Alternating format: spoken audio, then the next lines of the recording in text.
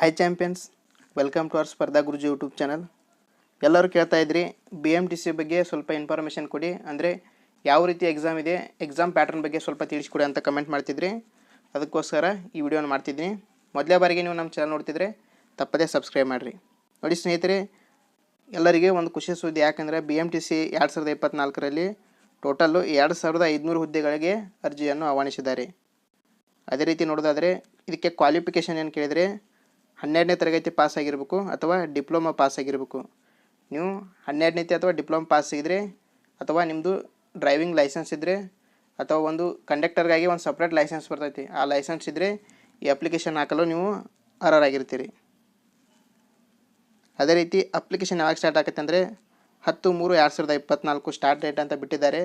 ಆದರೆ ಇನ್ನೂ ಕೂಡ ಸ್ಟಾರ್ಟ್ ಆಗಿಲ್ಲ. ಯಾಕಂದರೆ ಸ್ವಲ್ಪ ಟೆಕ್ನಿಕಲ್ ಇಶ್ಯೂ ಮತ್ತು ಅದೇ ಪೇಮೆಂಟ್ ಏನೋ ಕಡಿಮೆ ಮಾಡ್ತಾರೆ ಅಂತ ಒಂದು ನೋಟಿಸ್ ಜಾರಿಗೆ ಬಂದಿದೆ. ಹೀಗಾಗಿ ವೇಟ್ ಮಾಡೋಣ ಸ್ನೇಹಿತರೆ, ಬಂದ ಕೂಡಲೇ ನಿಮಗೆ ಇನ್ಫಾರ್ಮೇಷನ್ ಕೊಡ್ತೀನಿ. ಇದಾದ ನಂತರ ಇದನ್ನು ಯಾವ ರೀತಿ ಸೆಲೆಕ್ಷನ್ ಮಾಡ್ತಾರೆ ಕೇಳ್ತಾ ಇದ್ರಿ. ಡೈರೆಕ್ಟ್ ಸೆಲೆಕ್ಷನ್ ಅಥವಾ ಎಕ್ಸಾಮ್ ಇಡ್ತಾರಂತ? ಇಲ್ಲ ಸ್ನೇಹಿತರೆ, ಇದಕ್ಕೆ ಕಂಪಲ್ಸರಿಯಾಗಿ ಕಾಮನ್ ಆ್ಯಪ್ಟಿಟ್ಯೂಡ್ ಟೆಸ್ಟ್ ಇಡ್ತಾರೆ. ಅಂದರೆ ಎಕ್ಸಾಮ್ ಇಡ್ತಾರೆ, 200 ಮಾರ್ಕ್ಸಿಂದ ಎಕ್ಸಾಮ್ ಇಡ್ತಾರೆ. ಅದರ ಮುಖಾಂತರ ಆಯ್ಕೆ ಮಾಡ್ತಾರೆ. ಈ ಎಕ್ಸಾಮ್ನಲ್ಲಿ 30% ಅಂಕಗಳನ್ನು ಪಡಿಬೇಕು. ಅಂದರೆ ಯಾರು 30% ಅಂಕಗಳಿಗಿಂತ ಕಡಿಮೆ ಪಡಿತಾರೋ ಅವರು ಮೀಸಲಾತಿ ಯಾರೂ ಅರ್ಜಿ ಸಲ್ಲಿಸಿರ್ಲಿಕ್ಕೆ ಅವ್ರು ಸೆಲೆಕ್ಟ್ ಆಗಲ್ಲ ರೀ. ಯಾಕಂದರೆ ಕನಿಷ್ಠ 30% ಮಾರ್ಕ್ಸ್ ತೊಗೊಂತಿದ್ರೆ ಸೆಲೆಕ್ಟ್ ಆಕಾರಿ.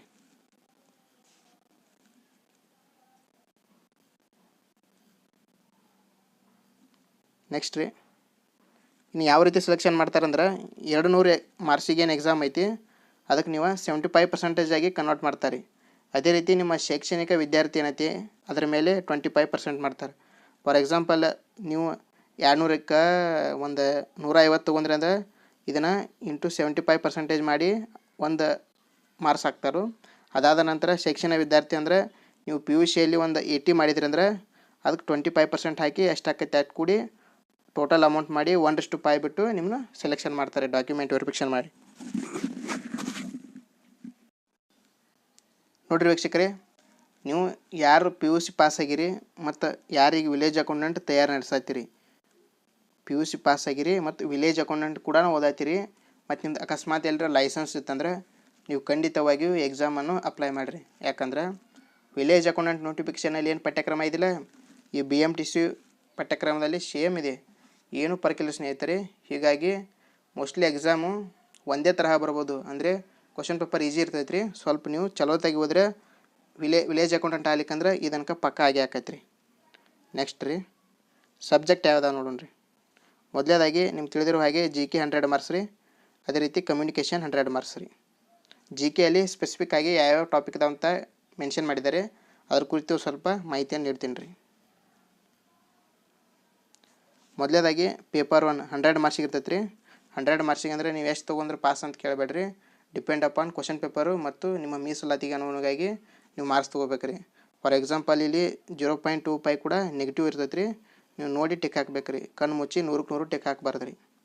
ಹೀಗಾಗಿ ಮೊದಲೇದಾಗಿ ಏನಂದರೆ ಪ್ರಚಲಿತ ಘಟನೆ. ನಿಮ್ಗೆ ಗೊತ್ತಿರೋ ಹಾಗೆ KEದವರು 1 ವರ್ಷದಲ್ಲಿ ಕರೆಂಟ್ ಅಫೇರ್ಸನ್ನು ಕೇಳ್ತಾರೆ. ಅಂದರೆ ಇವತ್ತು ಎಕ್ಸಾಮ್ ನಡ್ತೈತೆ ಅಂದರೆ 1 ವರ್ಷದಲ್ಲ ಕರೆಂಟ್ ಅಫೇರ್ಸ್ ಓದ್ಕೊಂಡವ್ರಿ 20 to 30 ಕ್ವಶನ್ಸ್ ಕರೆಂಟ್ ಅಫೇರ್ಸ್ ಬೀಳ್ತಾವೆ ರೀ. ಇದಾದ ನಂತರ ದೈನಂದಿನ ಗ್ರಹಿಕೆ ವಿಷಯಗಳು, ಅಂದರೆ ನಮ್ಮ ನಿತ್ಯ ಜೀವನದಲ್ಲಿ ನಡೆಯುವಂಥ ವಿಷಯಗಳು, ಅಂದರೆ ಬೆಳಕು ಹೆಂಗೆ ಬರ್ತೈತಿ, ಈ ಟಾಪಿಕ್ ಏನು ಇಟ್ಕೊಂಡ್ರೆ ಸೈನ್ಸಲ್ಲಿ ಹೆಚ್ಚು ಕ್ವಶನ್ ಕೇಳ್ತಾರೆ. ಹೀಗಾಗಿ ನೀವು ಸೈನ್ಸ್ ಅಂತ ಓದ್ಕೋರಿ. ಅದೇ ರೀತಿ ಭಾರತ ಸಂವಿಧಾನದ ಮೇಲೆ 10 ರಿಂದ 15 ಕ್ವಶನ್ ಇರ್ತಾವೆ. ಇದನ್ನು KM ಸುರೇಶ್ ಸರ್ದ ಬುಕ್ ಐತಿ ಅಥವಾ ಹುಸೇನಪ್ಪ ನಾಯಕ್ ಸರ್ ಬುಕ್ ಐತಿ, ಅದನ್ನು ಓದೋ ಮುಖಾಂತರ ನೀವು ICಯನ್ನು ಚೆನ್ನಾಗಿ ಅರ್ಥ ಮಾಡ್ಕೊಳ್ತೀರಿ. ನೆಕ್ಸ್ಟು ಭಾರತದ ಇತಿಹಾಸ, ಮುಖ್ಯವಾಗಿ ಕರ್ನಾಟಕ ಇತಿಹಾಸ. ನೋಡಿ ಸ್ನೇಹಿತರೆ, ವಿಲೇಜ್ ಅಕೌಂಟೆಂಟ್ ಕೂಡ ಸೇಮ್ ಹಿಂಗೆ ಹೇಳಿದ್ದಾರೆ. ಅದಾದ ನಂತರ ಭಾರತದ ಭೂಗೋಳಶಾಸ್ತ್ರ, ಮುಖ್ಯವಾಗಿ ಕರ್ನಾಟಕದ ಭೂಗೋಳಶಾಸ್ತ್ರ. ಇಲ್ಲಿ ನೀವು ಭಾರತದ ಇತಿಹಾಸವನ್ನು ಕರ್ನಾಟಕದ ಇತಿಹಾಸ ಜೊತೆಗೆ ಹೋಲಿಸಿಕೊಂಡು ಓದ್ಬೇಕ್ರಿ. ಹೆಚ್ಚಾಗಿ ಏನಂದ್ರೆ ಕರ್ನಾಟಕ ಇತಿಹಾಸ ಮೇಲೇ ಕ್ವಶನ್ ಬೀಳ್ತಾವೆ. ಅದೇ ರೀತಿ ಕರ್ನಾಟಕದ ಭೂಗೋಳ ಮೇಲೂ ಹೆಚ್ಚು ಕ್ವಶನ್ ಬೀಳ್ತಾವೆ. ಮತ್ತು ರಾಜ್ಯ ಮತ್ತು ಪ್ರಾದೇಶಿಕ ಆಡಳಿತದ ಮೇಲೆ ಸುಮಾರು ಕ್ವಶನ್ಗಳು ಬರ್ತಾವೆ ರೀ. ಮತ್ತೇನು ಚೀಸ್ ಅಂದರೆ ಇಲ್ಲಿ ಗ್ರಾಮೀಣಾಭಿವೃದ್ಧಿ ಮತ್ತು ಪಂಚಾಯತ್ ರಾಜ್ಯ ಸಂಸ್ಥೆಗಳ ಬಗ್ಗೆ ಏನೋ ಕೇಳ್ತಂದಾರೆ ರೀ. ಮತ್ತು ಗ್ರಾಮೀಣಾಭಿವೃದ್ಧಿ ಸಹಕಾರ ಸಂಸ್ಥೆಗಳಿಗೆ ಉಪಕ್ರಮಗಳಿಗೆ ಸಂಬಂಧಿಸಿದಂತೆ ಕರ್ನಾಟಕದ ಆರ್ಥಿಕತೆ ಏನೈತಿ ಅಂದ್ರೆ ಕರ್ನಾಟಕದ ಆರ್ಥಿಕತೆ ಸಿಂಪಲ್ಲಾಗಿ ಎಲ್ಲದರಲ್ಲಿ 3-4 ಕ್ವಶನ್ ಬೀಳತ್ತಾವೆ ರೀ. ನಾವೇನು ಮಾಡ್ಬೇಕಂದ್ರೆ ನೆಕ್ಸ್ಟ್ ವಿಡಿಯೋನ ಕರ್ನಾಟಕದ ಆರ್ಥಿಕ ಬಗ್ಗೆ ಮತ್ತು ಗ್ರಾಮೀಣ ಪಂಚಾಯತ್ ಬಗ್ಗೆ ಸ್ವಲ್ಪ ಮಾಹಿತಿನ ಕೊಡ್ತೀವಿ. ಹೀಗಾಗಿ ನೀವು ಯಾರು ಸ್ಟಡಿ ಮಾಡ್ತಿದ್ದೀರಿ ಸ್ವಲ್ಪ ಸಬ್ಸ್ಕ್ರೈಬ್ ಮಾಡಿದರೆ ನಿಮ್ಗೆ ಹೆಲ್ಪ್ ಆಕೈತೆ ರೀ. ನೆಕ್ಸ್ಟು ಕರ್ನಾಟಕದ ಪರೀಕ್ಷೆಗೆ ಸಂಬಂಧಿಸಿದಂತೆ ಕರ್ನಾಟಕ ಪರೀಕ್ಷೆಗೆ ಪರಿಸರ ಆಗ್ಬೇಕ್ರಿ. ಕರ್ನಾಟಕ ಪರಿಸರ ಸಂಬಂಧಿಸಿದ ಸಮಸ್ಯೆಗಳು ಮತ್ತು ಅಭಿವೃದ್ಧಿಗಳು ಎಕಾಲಜಿ ಅಂದರೆ 100% ಎಲ್ಲ ಎಕ್ಸಾಮ್ನಲ್ಲಿ ಕೇಳತ್ತಾರೆ. ಈಗ ಟ್ರೆಂಡ್ ಸೃಷ್ಟಿ ಆಗೈತೆ ರೀ. KS ಕೂಡ ಎಕಾಲಜಿ ಮೇಲೆ ಕ್ವಶನ್ ಭಾಳ ಬರ್ತಾವೆ ರೀ. ಅದೇ ರೀತಿ ಕಮ್ಯುನಿಕೇಷನ್ 100 ಮಾರ್ಕ್ಸಿಗೆ ಇರ್ತೈತೆ ರೀ. ಕನ್ನಡ 35 ರೀ, ಇಂಗ್ಲೀಷ್ 35, ಅದೇ ರೀತಿ ಕಂಪ್ಯೂಟ್ರ್ 30. ನೋಡಿ ಸ್ನೇಹಿತರೆ, ನಮ್ಮ ಯೂಟ್ಯೂಬ್ ಚಾನಲಲ್ಲಿ ಈಗಾಗಲೇ ನಾವು ಕಂಪ್ಯೂಟರ್ ಪ್ಲೇಲಿಸ್ಟ್ ಮಾಡೀವಿ ರೀ. ಅದೇ ರೀತಿ ಮುಂದೆ ಬರುವ ದಿನಗಳಲ್ಲಿ ಕನ್ನಡ ಕ್ವಶನ್ ಪೇಪರ್ ಬಿಡಿಸ್ತೀವಿ ರೀ, ಇಂಗ್ಲೀಷು ಕ್ವಶನ್ ಪೇಪರ್ ಬಿಡಿಸ್ತೀವಿ ರೀ. ನಿಮಗೆ ಇಷ್ಟವಾದರೆ ನಮ್ಮ ಯೂಟ್ಯೂಬ್ ಚಾನಲನ್ನು ಸಬ್ಸ್ಕ್ರೈಬ್ ಮಾಡಿರಿ. ಅದರಿಂದ ನೀವು ಬರುವ ಕ್ಲಾಸ್ಗಳನ್ನು ನೋಡಿದರೆ ನಿಮಗೆ ಒಂದು ಕ್ವಶನ್ ಹೆಲ್ಪ್ ಆಗ್ಬೋದು ರೀ. ಯಾವ ರೀತಿ ಕ್ವಶನ್ ಪೇಪರ್ ಬರ್ತೈತೆ ಅಂತ ನೀವು ಅನಲೈಸಸ್ಸು ಮಾಡ್ಬೋದು ರೀ. ಇದೇ ರೀತಿ ಉಪಯುಕ್ತ ಮಾಹಿತಿಗಾಗಿ ನಮ್ಮ ಯೂಟ್ಯೂಬ್ ಚಾನಲನ್ನು ಸಬ್ಸ್ಕ್ರೈಬ್ ಮಾಡಿ ಮತ್ತು ನಿಮ್ಮ ಸ್ನೇಹಿತರಿಗೆ ಶೇರ್ ಮಾಡಿ. ಇದು 40 ಏಜ್ ತನ ಅಪ್ಲಿಕೇಶನ್ ಹಾಕ್ಬೋದು ರೀ. ಹೀಗಾಗಿ ಯಾರ್ಯಾರು ನಿಮ್ಮ ಫ್ರೆಂಡ್ಸ್ BMTC ಲೈಸೆನ್ಸ್ ಇರ್ತೈತಿ ಅವ್ರಿಗೆ ಶೇರ್ ಮಾಡಿರಿ. ಅವ್ರು ಅವಾಗ ಸ್ಟಡಿ ಮಾಡ್ತಿರ್ತಾರೆ. ಧನ್ಯವಾದಗಳು.